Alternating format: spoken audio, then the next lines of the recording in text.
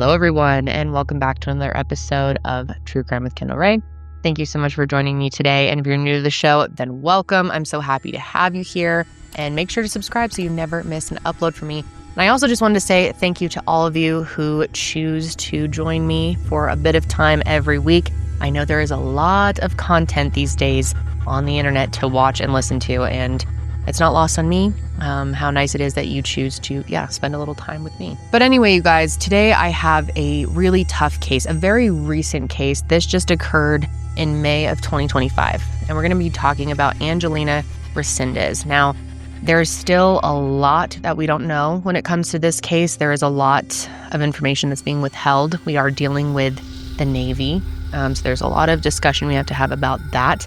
And I honestly don't know much about the Navy. I don't know anyone who has served in the Navy, and it's a completely, different type of world to me. So I had to learn a lot about it for this case. And, I have a lot of respect for Angelina, for her service, and for people who serve. And I'm also just really sad and disappointed in the way that this was handled and how horrible it has been for her family. It's really a case that should be talked about more. So I'm glad that we're going to be doing that today. Real quick, before we jump into the case, though, I have a bit of housekeeping. First, I have an exciting announcement. I'm going to be at my first Crime Con, which I really have not done many conventions or meet and greets or anything like that. And Crime Con is coming to Denver this year, and I live in Colorado if you didn't know, so I am going to be there. I will be doing a meet and greet on Saturday, September 6th from 1:40 to 3:40, and then we will also have a Mile Higher and Higher Hope booth at the exhibit hall all 3 days. We'll be popping in and out there, and then there'll be members of our team there throughout the weekend. So if you're in Colorado or you want to come to Crime Con and you haven't gotten your badge yet, you can use the code Mile Higher and get 10% off standard badges. I'll have a link in the show notes or description box of this episode if you're interested in learning more and coming. And then I also need to thank today's sponsors, which is one of my favorite sponsors, Sundays for Dogs, and it's thanks to them that today I'm able to offer Angelina's family a Hope Grant through my foundation, Higher Hope. You guys have heard me say this many times before, and I don't think I'm ever going to stop. When it comes to feeding my 4 dogs, you will always catch me feeding them Sundays for Dogs. And I mean that truly. The day that we found Sundays for Dogs, which I did find them on my own, it was before they even started sponsoring my show, everything changed for us. Everything got easy for us. The dogs enjoy it so much better, and so do we. It's fresh dog food that's made with human-grade ingredients, which gives me total peace of mind knowing that I'm feeding them the best possible ingredients to support their health. They use 100% meat, muscle, organs, and superfoods, and there are no synthetics or artificial preservatives. As you can see, Sundays is human-grade, and you've probably seen my husband Josh try it before because he actually likes it. It's like beef jerky. Really? It really is. It's human grade. No, it's absolutely human grade. If you don't believe me, look at that. I'm gonna eat all this because it's that good. All of it, dude? Okay. Oh, God. It's really good. Okay. It's not bad. Hey, if you're in a pinch and you're with your dog, It's the apocalypse. you got Sundays. There you go. It's delicious. My God. But aside from all the incredible health benefits, a huge reason why we love Sundays is because it works so seamlessly with our busy lifestyle and having 4 dogs, which is sometimes a lot. With everything we have going on, we didn't want to sacrifice good quality dog food. Our pets are a huge priority for us.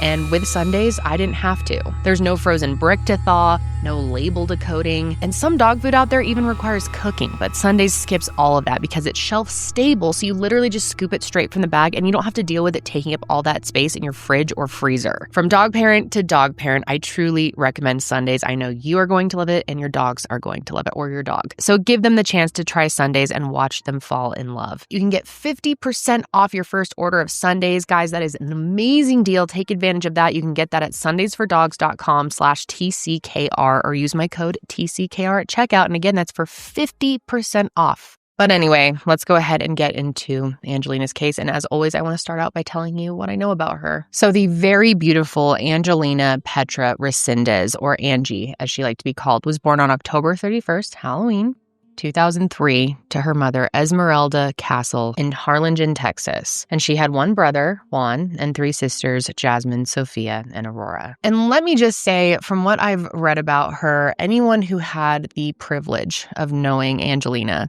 just was so incredibly lucky. I really loved the way one of her teachers described her. She described her as a lot like a flower, closed off in the beginning, but in time she blossomed into a beautiful and full of life type of person. It was her art teacher at Mexia High School who said that about her. And I don't have all the details, but I did learn that there was a 2-year period in high school when Angie actually went and lived with her. And it was in that time that Audrey, her teacher, said that she really got to see Angie's strength. She said that she was bold, independent, sometimes a little strong-headed, and was always someone who worked hard and took care of the people that she loved. And I also read multiple times that Angie was someone who loved very deeply, that if Angie was in your corner, she was someone who was always going to be there for you and back you up no matter what. She's described as warm. It's said that her laughter filled every room she entered, and her spirit was both contagious and unforgettable. And I think the strongest characteristic about her is that Angie was just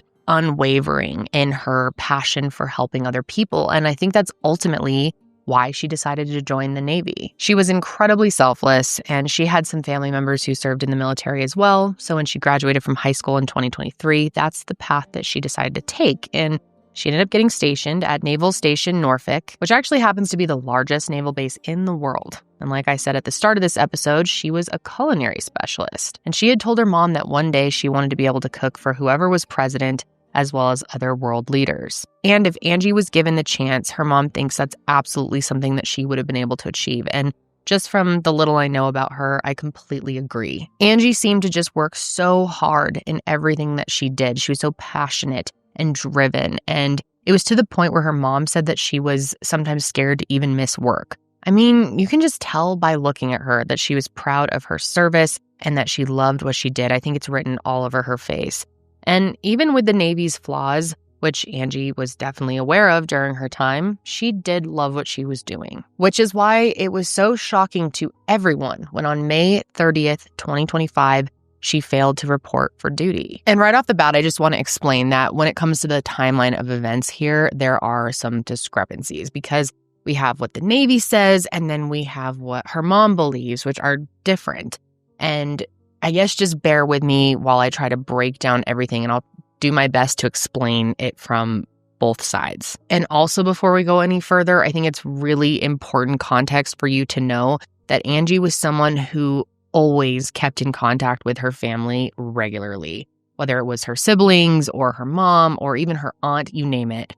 She was always just in touch with somebody in the family. She even had a 400-day Snapchat streak with a family member, which I think just really speaks to that. But anyway, according to her mother, Esmeralda, Thursday, May 29th was the day that her daughter stopped having any communication with anyone. And part of the reason that she knew that was because at 8:13 p.m. that night, she got a call from one of Angie's friends in the Navy saying that Angie had called him looking to be picked up. Now, I'm not sure where she was, but he said that she had told him that she needed a ride. However, when he went to go get her, he told her mom that she wasn't actually there. And so he tells her, Esmeralda, that she should call the quarterdeck, which, again, I'm not an expert when it comes to the Navy, but I believe it's just where she would be able to get in touch with Angie's commander. And so, of course, that's what she does. She calls the quarterdeck and she gets in touch with a guy named Chief Anderson.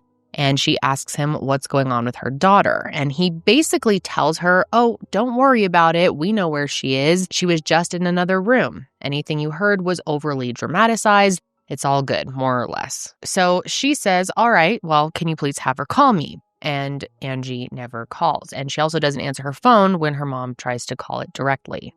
Now, as for the Navy, here is what they say happened that Thursday, May 29th. According to them, that day, Angie was on authorized liberty, which means that she had no assigned duties and wasn't required to muster with her chain of command on the USS James E. Williams, which is the ship that she was stationed on. Now, in non-naval language, that just means she was free to come and go, free to do whatever she wanted. She didn't have work that day. She was basically off.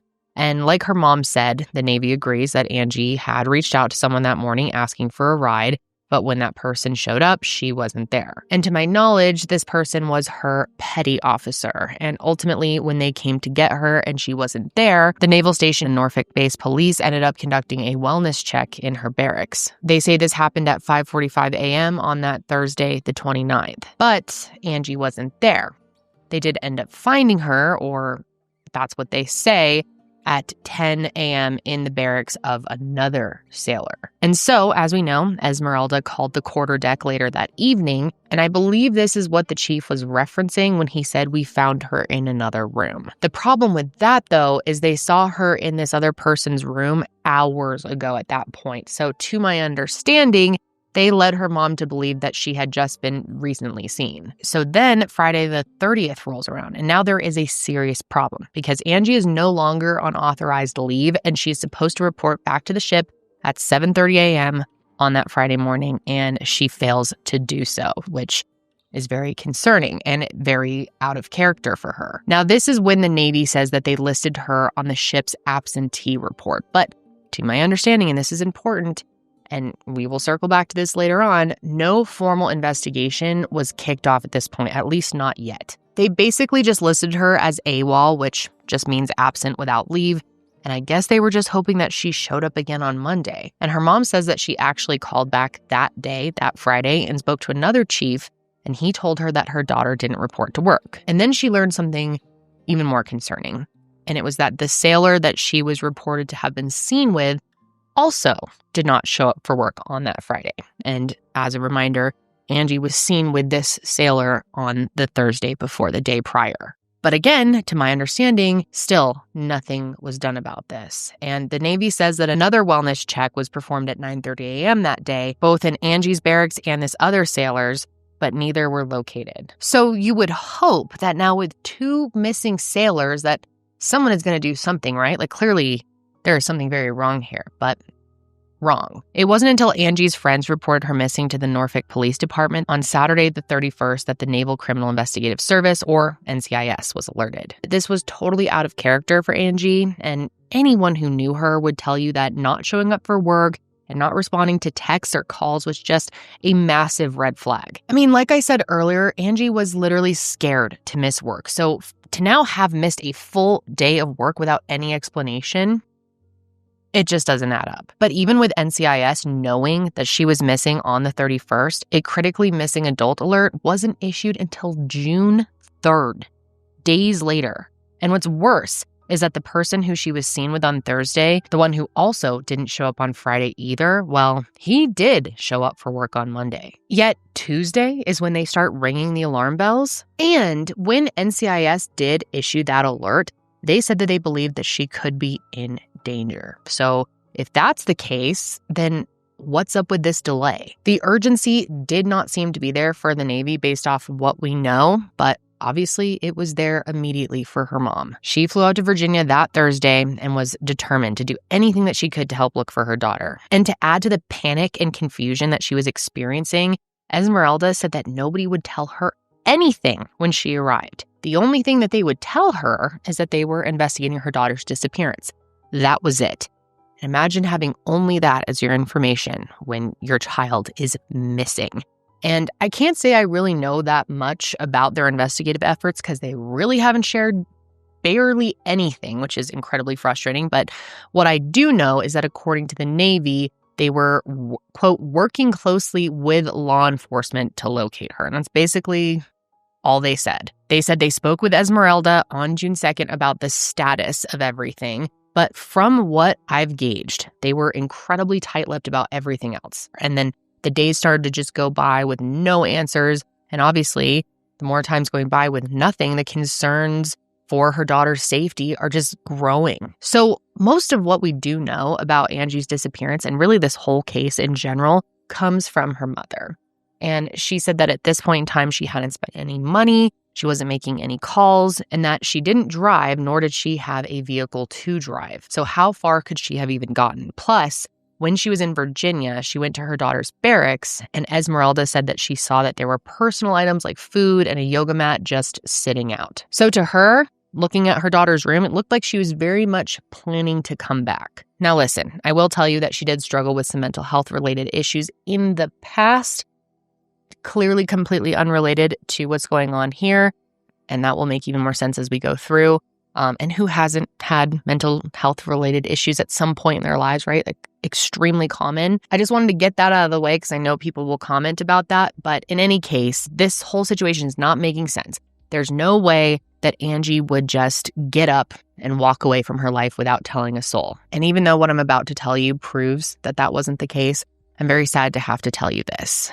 But they soon found out that she didn't just walk away from her life. On June 9th, 2025, the NCIS and NPD responded to a call about a body that was found in a wooded area a handful of miles off base in the area of Broad Creek in Norfolk. And the remains were quickly taken into the medical examiner's office so that they could make an identification and begin the autopsy, although it was widely agreed upon that this had to be Angie. And people who lived in that neighborhood told several news stations that this was a quiet community and definitely not somewhere that they would ever expect something like this to happen. And as of the time I am recording this, which is August 15th, it is unclear if this location was where the murder actually occurred or if it was just the site where her body was dumped.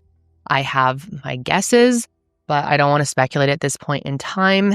And thankfully, more answers did come later that day. So in addition to the remains that were found, it also was announced that there was now a sailor in pre-trial confinement and charges under the Uniform Code of Military Justice were pending. Now, I had never heard of this term pre-trial confinement, so I wanted to understand it better, and here's my best understanding of it. It is defined as a form of physical restraint imposed on a service member awaiting trial or hearing. It is used when there's a reasonable belief that the service member committed a court-martial offense, is a flight risk, or poses a risk to unit readiness. When confined, the service member continues to receive full pay and allowances. So basically, it means that this person was arrested, and it's believed that this person was Navy sailor Jeremiah Copeland. And I have to note here, we only know this guy's name because Angie's mom's lawyer released it. Also, if you're watching, you probably can already tell on screen, but at this point in time, this person's identity, or their face, I should say, has been hidden, which is really, really frustrating. And his name wasn't even out there until about 10 days after her body was found. And I'm about to get into all of this a lot more here, but the Navy has kept all of the details of this case super, super hush-hush, including the identity of this sailor. And yes, the remains were identified as belonging to Angie only one day after they were found. What hasn't been shared yet, though, is her cause of death. And I know that's frustrating to people. I know a lot of you are going to want to know what happened. We don't have those answers at this point in time, but a big reason why I wanted to cover Angie's case to begin with is because her mom has really been advocating for reform when it comes to how the Navy handles cases of missing soldiers, and I wanted to help amplify her voice. I mean, in this instance, she wasn't even notified by her daughter's commanding officer that her daughter was missing, which you think would just be the standard. Instead, she had to hear it from other people as well as the media, which is one of the worst ways you could possibly find out. And the same goes for her body being discovered, unfortunately. Then, of course, there was the delay in the investigation even starting, which is another major issue. Critical hours were just wasted. And then they waited days to start their investigation. For what? For why? So rightfully so, Esmeralda is demanding accountability. And a lot of what I'm explaining is really laid out well in another statement, so I'm going to read that, at least part of it for you. It says, the family remains unwavering in their pursuit of justice, especially after the heartbreaking confirmation that these remains are hers, which only strengthens their resolve to hold those responsible accountable. The family is calling on the assistance of the United States government, Senator Mark Warner, Senator Tim Kaine, the Hampton Roads congressional delegation, Home Congressman Vicente Gonzalez, and President Donald J. Trump to address the systemic issues that allowed her to vanish without justice since May 29th, 2025. The family demands accountability for oversight that put her life at risk and for mishandling that delayed justice, emphasizing the urgent need to address how official channels failed to notify them promptly and properly, relying instead on unofficial sources like the media, which underscores deep systemic failures. Knowing that her daughter, a service member, had disappeared, she was horrified to realize that she was not properly notified through official channels and that instead, she was only informed unofficially by her daughter's staff and media coverage. This systemic failure to provide timely and official notification was unacceptable. Under the Constitution, Congress has the power to raise and support armies and to provide and maintain a navy, and it is their duty to ensure that these organizations function correctly. If the Navy cannot notify families properly and instead relies on unofficial sources, then Congress must investigate what has gone wrong. The Navy's failures threaten all families and the integrity of our military system, and Congress must reform these processes to prevent further tragedies, for the safety of all families, and for the integrity of our nation. I think it goes without saying that it is absolutely vital that our military has systems in place that protect people who serve, not only from outside sources, but also from the dangers within, which is really scary to think about.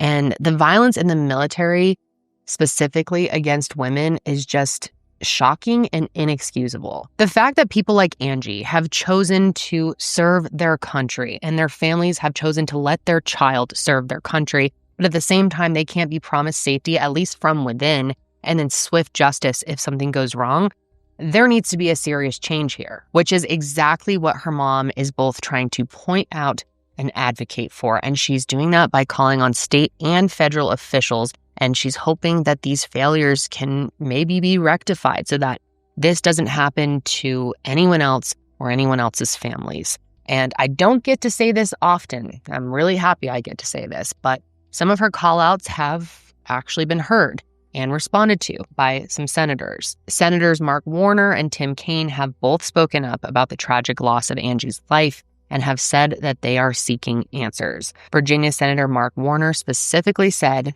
"I think it is important that we get a thorough investigation into what happened. If there was anybody dropping the ball on the timeliness of letting the family know that the soldier had disappeared, that needs to be corrected." He said the case raises questions. Why was the soldier basically disappeared for a number of days before it was reported? And he's no stranger to demanding action. He actually played a huge role in establishing the Ashanti Alerts, which is a missing person alert system that's designed to help locate adults aged 18 to 64. It was established in 2018 and named after Ashanti Billy, a 19-year-old girl who was killed in 2017. And you would think that this would already be a system in place, but it wasn't.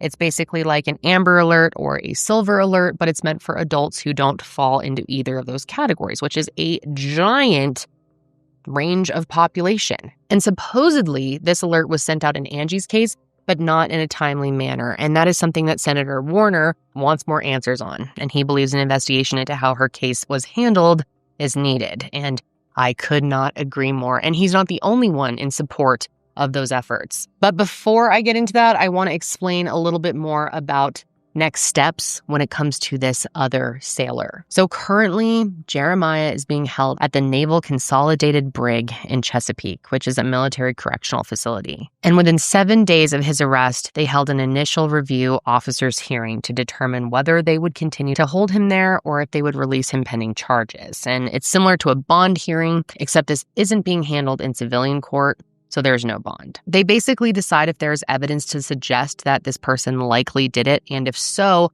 whether or not they're deemed a flight risk. And I'm way oversimplifying it, but you know what I mean. And then after this hearing, they hold what's called an Article 32 preliminary hearing. And that is similar to a civilian preliminary hearing where they decide if there's enough evidence to proceed to a general court-martial, which is the highest level of military court. Basically, it's for the worst of the worst offenses. And in his case, it was decided that Jeremiah must remain in pretrial confinement during the duration of the proceedings. And Angie's mom participated in that initial hearing via phone, where she pleaded with the judge to not release him. She said, "Your Honor, my name is Esmeralda Castle, and I am the mother of Angelina Petra Resendiz. I speak to you today as the voice of my daughter, because she no longer has one. Angie was more than a service member. She was a light in this world. She was brave, kind, devoted to her shipmates and her country, and full of promise. But instead of building her future, I am standing in a courtroom asking for justice on her behalf. The person responsible for this horrific loss made deliberate choices that ended Angie's life. Their actions were not a mistake. They were a betrayal of trust, of duty, and of basic human decency. To even consider releasing them would add another injustice to an already unbearable tragedy. Offering any form of leniency would not only dishonor Angie's memory, it would be a threat to public safety and a deep injustice to victims of violent crime. It would send the message that her life didn't matter. But it did. It still does. Angie deserves justice. Our family deserves peace. And our community deserves protection. I am asking this court to keep this individual confined because of the severity of what was done, not just to Angie, but to all of us who loved her. We cannot change the past, but we can choose to prevent further harm. Please do not let this preventable tragedy be repeated. Let justice stand. Thank you, Your Honor. And what's really shocking to me about this case is that her mom and friends had never even heard of Jeremiah. It wasn't someone that Angie had ever mentioned before. There was no relationship with them as far as we know, as far as she told anyone in her life, even a friendship or anything like that. So the lack of transparency here has made it all the more confusing. And this is really frustrating to have to tell you all, but currently he hasn't been officially charged with anything. They have 120 days to arraign him after this hearing, and that's when charges will be formally read. So it's just this torturous waiting game for this family. Well, the Navy sailor in confinement in connection to the disappearance and death of seaman Angelina Resendiz is expected to stay in custody through the duration of the case. That's according to a lawyer representing the Resendiz family. Last night, Angelina's mother, Esmeralda Castle, spoke to a judge over the phone, pleading for justice on her daughter's behalf. There are still many questions surrounding that case, including the sailor's identity, the charges that they face, and the cause of Angelina's death. The NCIS says they will continue to gather evidence through witness interviews and forensic testing.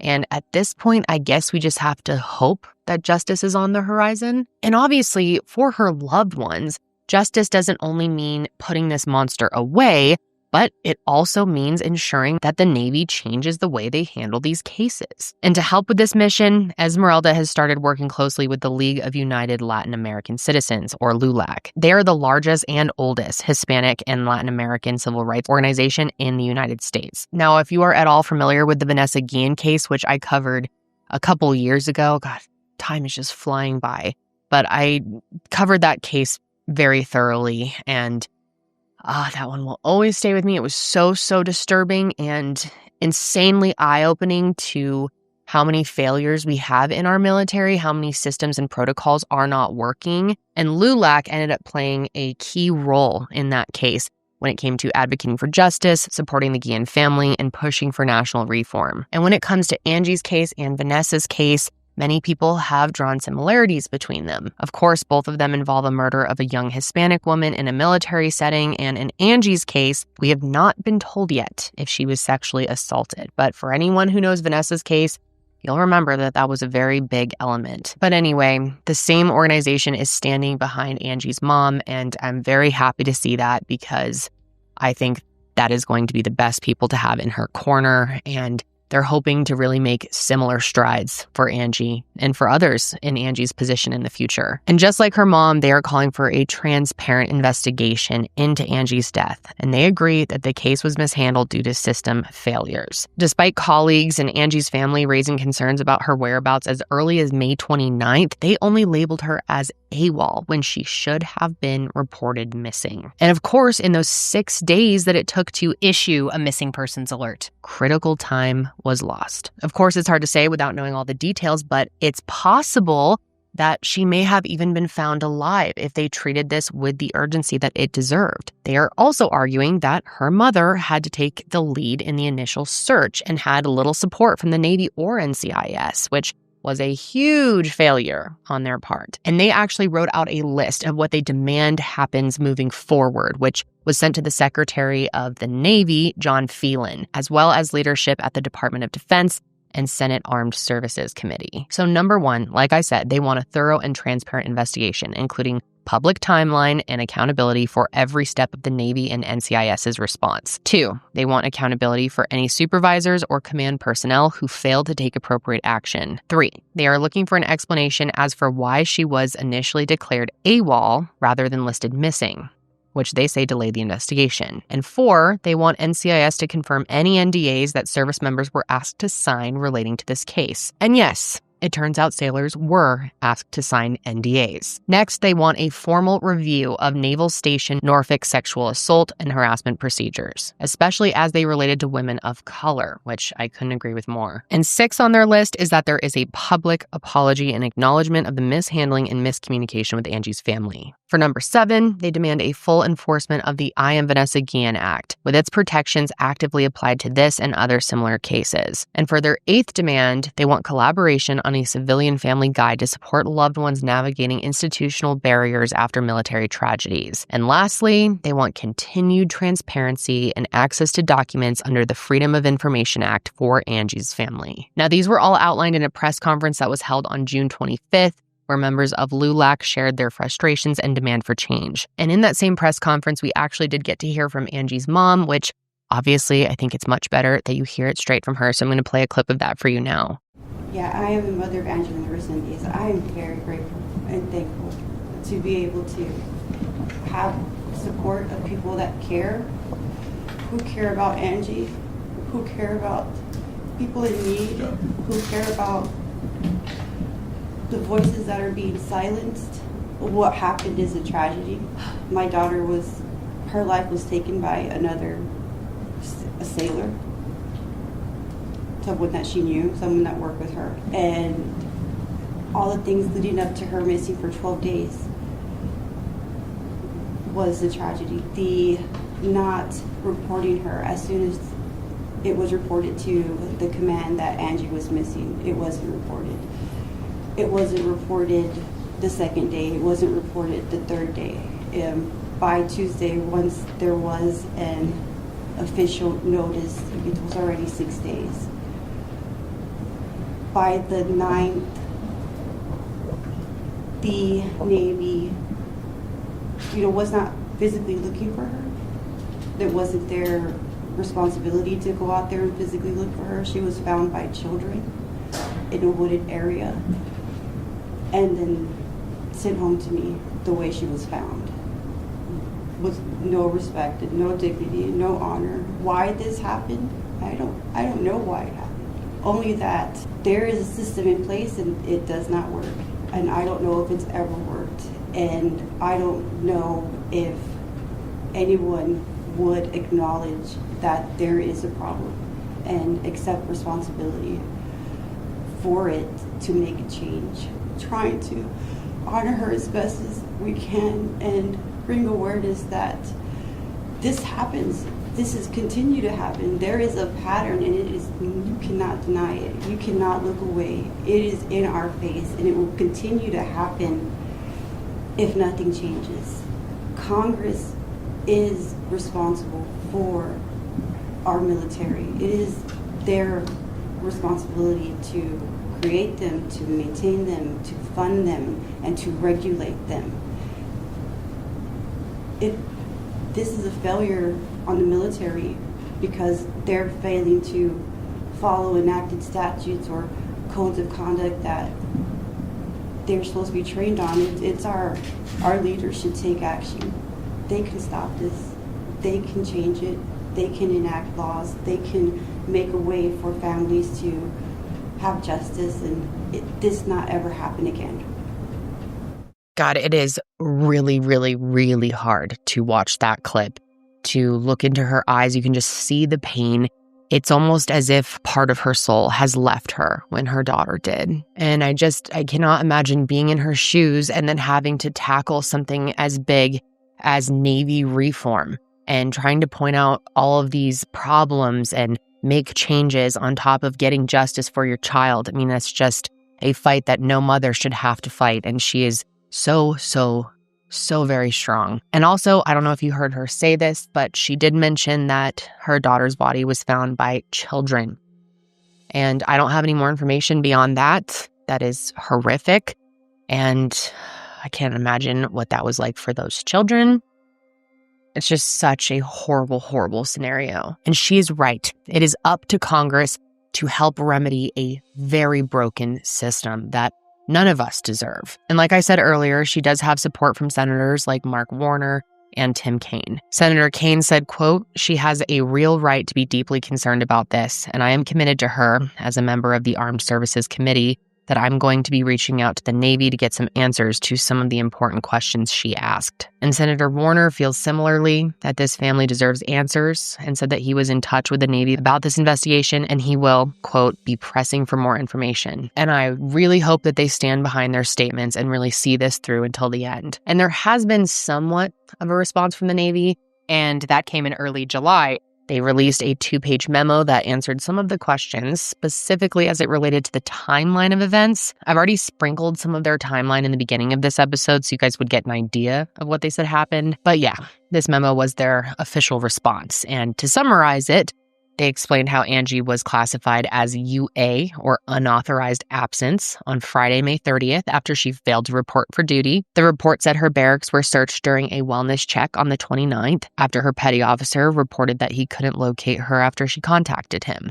And like we know, they didn't find her in her room on that Thursday, but they did find her in the barracks of that other sailor. Then on the 30th, when she failed to report, they checked both her room and the room of this sailor, but neither could be located. And this is what they said prompted them to list her as UA. The memo also addressed the question of whether the UA status delayed the start of the formal investigation, to which the Navy said it didn't. One of the most important responses, at least in my opinion, was their response to the question about when the Navy first contacted Angie's mother and what information they actually gave her. They said she initiated contact on Saturday, May 31st by calling the quarterdeck to request information on her daughter's whereabouts. And this is when they told her that Angie was seen on the 29th in the barracks room of another sailor, but that she was absent on the 30th and 31st and that they were actively working to locate her. The memo also states that the NCIS spoke with Esmeralda every day between June 1st and June 11th, with the exception of June 7th as it related to her daughter's case. But of course, this doesn't align with what Esmeralda said happened, and personally, I believe her. If you remember, she claimed to have called them on Thursday, May 29th. And during that call, she was told that she was overdramatic about her concerns. Quote, "When I called, a commander told me I was being overdramatic. He said that Angie was fine and that I was exaggerating."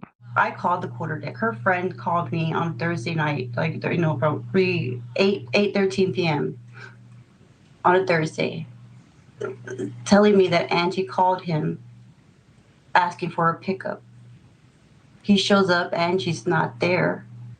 He calls the chief and tells him what's going on. He calls me and tells me that what's going on and that I should call, the quarterdeck.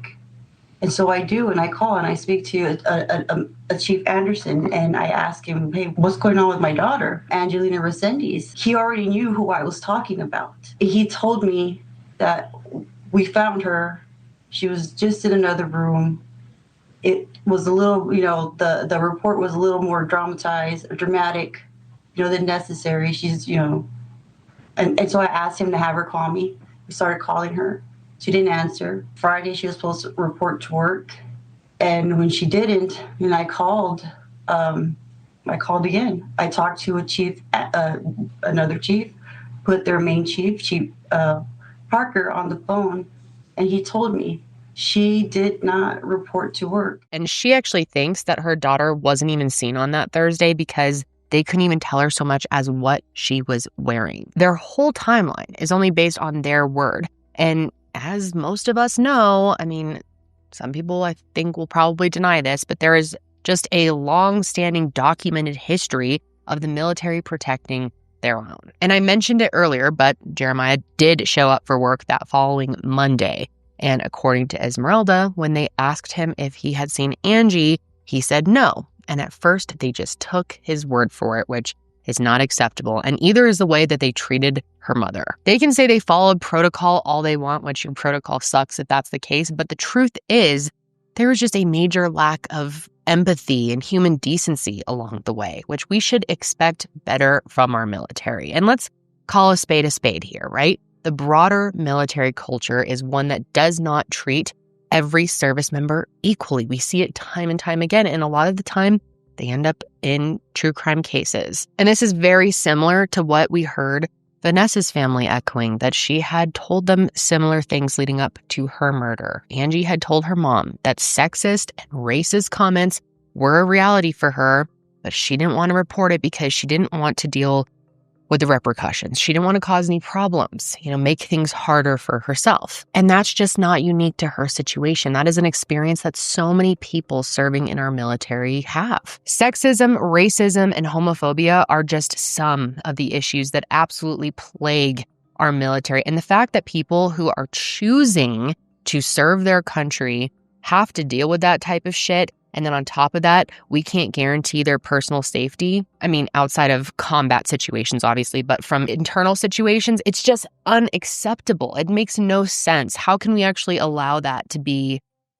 our standard? And that's why laws like the I Am Vanessa Guillen law are so, so important. And the day that that passed was a huge win. Now, if you haven't heard of the I Am Vanessa Guillen Act, or maybe you've heard of it, but you don't know exactly what it does, it criminalizes sexual harassment under the Uniform Code of Military Justice. It improves how certain officials respond to sex-related offenses through independent investigations and removes the decision to prosecute sexual misconduct cases from service members' chain of command. And so for Angie's case, I'm hopeful that maybe some kind of law can be passed to help protect other service members going forward. And knowing that her mom has a lot of good people standing behind her, an amazing organization like LULAC, does lead me to believe that change is on the horizon. I hope that we see similar responses that we saw in Vanessa's case. And she also has a great attorney who I believe is already really helping her. At least that's how it seems from the outside. His name is Marshall Griffin. And yeah, from what I can tell, he's been a great support throughout all of this, and he seems to be very motivated to get justice. Now, back on June 20th, Angie's remains were flown back to Texas with full military honors so that she could finally be home. And it was an extremely emotional day. Dozens of service members and loved ones gathered to honor and receive her remains back in her home state. And the only way it can be described is absolutely heart-wrenching. I mean, just looking at the footage from this night, you can see how heavy everyone was feeling, the pain that they are experiencing. Just the footage of her mom embracing her casket. I cannot that has to be the most painful moment of someone's life. And if you aren't already pissed off, prepare yourself for this. And I debated on whether or not to even include this because it's so disturbing. It's disgusting and it's horrific, but I think it's important that people know how the Navy treated Angie. Esmeralda said that when her daughter's body was sent to the funeral home, she wanted to see her and say goodbye. And of course, she knew she wasn't going to be in great condition, but nothing could have prepared her for what she saw. And again, full warning before I say this is very disturbing, but Angie's body was covered in maggots, on top of all the other ways that she had been failed by the Navy, which she chose to serve. She didn't even get the dignity of them preserving her body. It's just absolutely despicable, if you ask me. And I'm not totally sure about this, but I'm thinking it probably has something to do with the fact that it took days to actually find her. However, of course, that did not stop her family from honoring her life. And her funeral was held on June 27th, and her mom asked people to come wearing white. There was a really, really beautiful service where loved ones shared memories and stories, and that was followed by a very impactful candlelight vigil. And there were just many powerful moments, including when a letter from U.S. Senator John Cornyn was read, which mentioned how he plans to do more about service members who go missing. And when asked about what justice looks like for her, Angie's mom said, quote, "I think for me, justice would be restoring something that is not there anymore. Restoring safety. I mean, you have the criminal aspect of it right now, and that is somebody that caused harm, but it isn't just about the person that caused harm, but about the entity that allowed it to happen." And I think she put that in the most perfect way that sums up exactly what I think justice looks like here. And then another candlelight vigil was held on Monday, June 30th by her former high school, and a few of her friends spoke, as well as her art teacher, who I mentioned earlier, that had such a profound impact on her life. And then Angie's command actually held a private service where about 100 of her fellow sailors gathered to honor her there as well. Esmeralda got to attend that as well and said that it was very important to these sailors that they got closure too. Despite it being so difficult, it was impactful. There was a ceremony today for Angie by her, I believe it was the command, her ship. they organized it and put it together, and it was hard. It was hard, but I can't say it was nice. They did it for her. They did it for the shipmates to help them grieve and mourn and have some type of closure for her. They have traditions that mean a lot to them, and it meant a lot to them for me to be there. So that's why I came for them. At the end of it, every single person, we hugged, right? Everyone gave me a hug.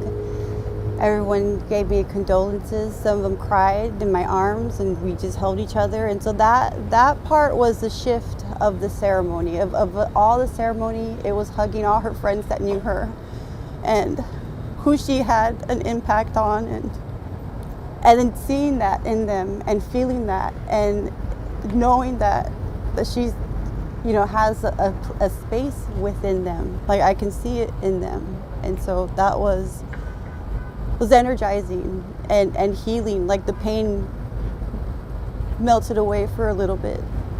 One of her shipmates told me about, he didn't say it, what he said was they had so many deep, lasting conversations that he's going to have for the rest of her life. One of them was apologizing that they wish that they could have done more to protect her. And so I had to reassure them that it's okay, it's going to be okay. They did what they could. They did the best that they could. One of her shipmates spoke to me really quickly about how she was working on herself, like personal development, like improving in her career in the Navy, and there were the people there that were helping her with that, showing her and guiding her and directing her, and it hurt them so much that all the work that she was putting in to herself and to the military, to her country, to her service, it's gone, and there's nothing that they could do about it. And so those were the good moments, and just, they needed a hug just as much as I needed the hug, and so it was worth it. It was worth the trip down here for that. Now, before I leave you guys today, I want to briefly talk about this other sailor, Jeremiah, who allegedly murdered Angie, and the very little information we know about him. And I did read that he was a culinary specialist, just like Angie, which I imagine is how they met, most likely. But again, as far as their relationship, we don't have any information. We don't know if there was even a friendship or an acquaintanceship or more than friends. We have no idea what that looked like at all. But again, going back to the fact that no one in her life had ever heard of this guy, and she never told her mom about him, I would venture to guess they weren't dating, but I don't know. It's always possible, I guess. Now, also though, when digging into this case, I did find out some things about him that I think are important to share. And that is that he had a history of domestic violence, which is very disappointing, not shocking at all. I'm going to link the TikTok video below if you want to check it out for yourself, but a very brave young woman spoke out on TikTok saying that Jeremiah sexually assaulted her, and she wasn't the only one. This is someone he dated from 2020 to 2022, and after they broke up is when this occurred. And despite going to the police and reporting him, she was, another big shocker here, dismissed by authorities. And in that video, she said there was another girl from their high school who says Jeremiah assaulted her, and the only punishment from that was getting expelled. Yet despite these allegations, Jeremiah was able to join the Navy. Is this the kind of people we want serving our country? I don't think so. And even if they weren't aware of what happened with his ex, there had to be some kind of record that explained why he was expelled, right? Or at least you would think so. You would hope so. So that was either missed or overlooked, which either way you slice it is a problem. And I really wish I knew more at this point about Jeremiah or about what happened to Angie. That's all I have for you at this time. Overall, I just want to say I couldn't agree with Angie's mom more, that protections need to be in place for people, especially women, in this type of setting who are choosing to serve our country. And God forbid something does happen, which of course things will always happen, the families of victims should not find out from the media. How many times Do I have to report this in cases in the military and outside the military? We just deserve so much better. Now, I wanted to mention to you guys that currently there's a GoFundMe to help Esmeralda search for answers in her daughter's case. And like always, I'm going to have that linked in the description and show notes of this episode. As of today, when I'm recording this episode, about $17,000 of the $50,000 goal has been raised. So if you're able to or are interested in donating, that's a great way to show her your support. And like I mentioned earlier, my team and I are going to be reaching out to Esmeralda and offering her a HOPE grant if she wants to use it. This is a case that I'm definitely going to be following closely. I really suggest you do the same. And after this episode goes live, if there are any major updates, I'll be sure to pin a comment and let you all know. Justice for Angie is the only option. And I hope that for the sake of everyone, it comes soon. That is going to be it for me today, you guys. I just wanted to quickly say to everyone out there who finished this episode, went all the way to the end, I really, really appreciate you because I know it was very heavy, very complex, and also, lacked a lot of the information about the case at this point in time. But I know it is still important to talk about. And I'm sure it means a lot to Angie's family that anyone is willing to take the time to hear her story. And we owe that to them. You guys are amazing. Thanks for tuning in. I will be back next week to discuss another case. But until then, stay safe out there.